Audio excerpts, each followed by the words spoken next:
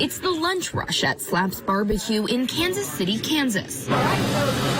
But in between orders, they're chewing on some pretty big news from Election Day. Abortion in Kansas will remain legal, protected by the state constitution. It should be up to the person, up to the woman, and not up to the state. Kathy tells us she's lived in Kansas her entire life, and her vote was not so much about abortion as it was to support women. We're focused on the fact that women have a right.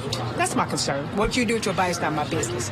But between you and your husband, that's what's important.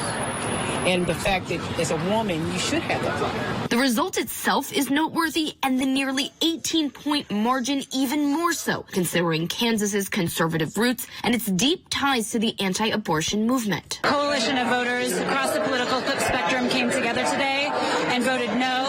They voted no to protect their neighbors. They voted no on changing the Constitution and really, demonstrated our free state roots here in Kansas are alive and well. It's a resounding rejection of a Republican-led effort to further tighten restrictions on abortion or ban the procedure altogether. It was the first time voters anywhere in the nation weighed in on the issue since the Supreme Court overturned Roe v. Wade. And even though Kansas is just one state, it's a deep red one. Voters haven't sent a Democrat to the Senate in almost 9 decades, and the Republican-controlled legislature has a supermajority. Some of the counties that voted no on removing a constitutional protection of abortion backed Donald Trump as president in 2020, including areas near Wichita, Topeka, and Kansas City. The results in Kansas stoking Republican fears that other anti-abortion measures will be hit next, 2 of which are up for a vote in Kentucky and Montana come November. Analysts say Republican hopes for muted Democratic enthusiasm and turnout in the midterms might be dashed, dooming many state-level official candidates who back abortion bans and restrictions.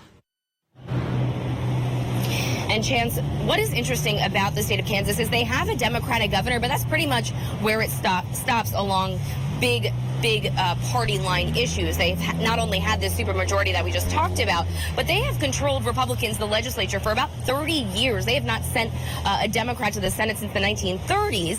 And yet the former president, Donald Trump, won by 15 points, which obviously sounds like a big number, but it's actually the lowest number that we have seen in this area in quite some time. So it'll be interesting to see as we start to find out what happened along party lines, whether or not this really was a Democrat or a Republican issue. And Alex, voters are, they're complicated. They are human beings. And in a way, this is an encapsulation. It kind of proves that I'm from this area where you are tonight, and people aren't always on the street blabbing about every thought they have. And it seems like maybe this was an instance where they went into the voting booth, pulled the curtain, and then privately expressed their opinion.